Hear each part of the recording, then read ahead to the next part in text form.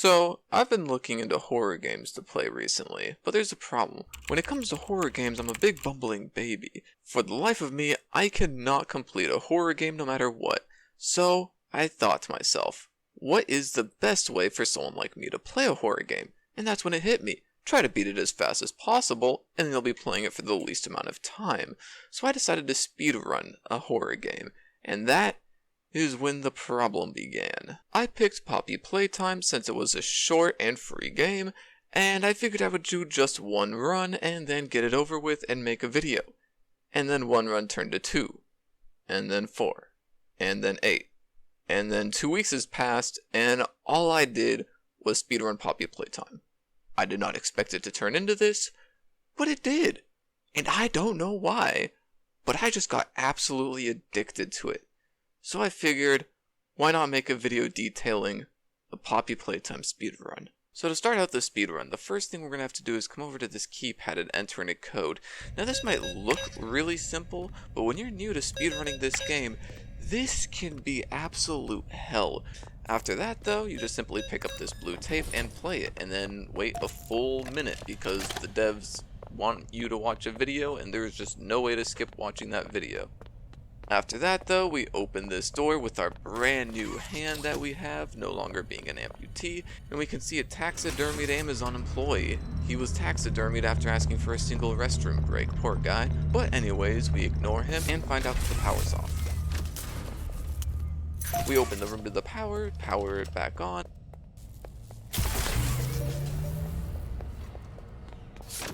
and can finally leave through this hallway.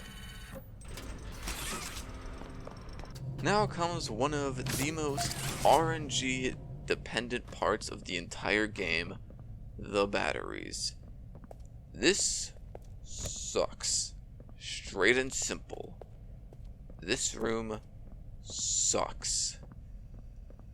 The reason why is because there's about 9 or 12 spawns, I can't remember, and the batteries are randomly placed on them. But anyways, after powering this console thing up, we finally get the red hand, and we can now go down into the ventilation system.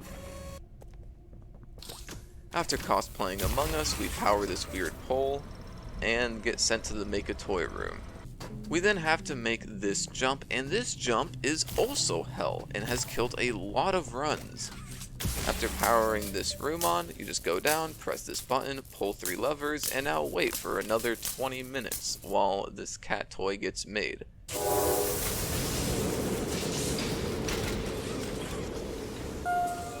Anyways, after the toy is made, you can do this glitch where you just grab it through this bend of the tube. This is literally the only time I've ever gotten it, and it was in my best run, so I will take that and never play this again because I just could not for the life of me ever get this again. And now is where the real scary part starts.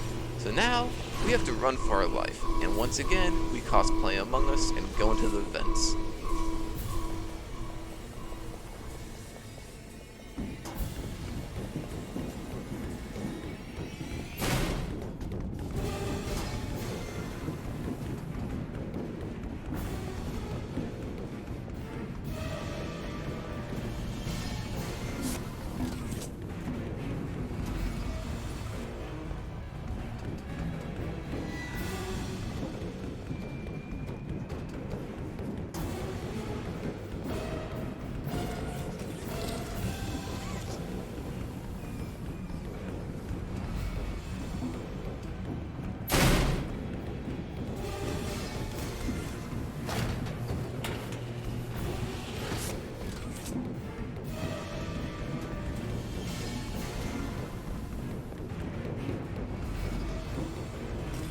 And after an actually pretty intense chase scene, we managed to come out on top and just straight up crush this man with a giant box.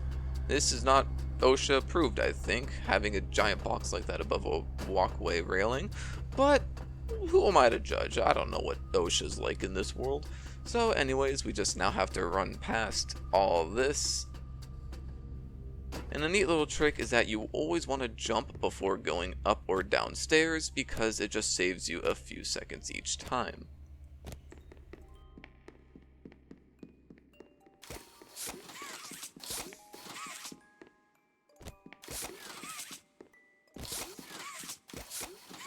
At which point, we open the door, open this casing, and say time. And that is the Poppy Playtime speedrun. You opened my case.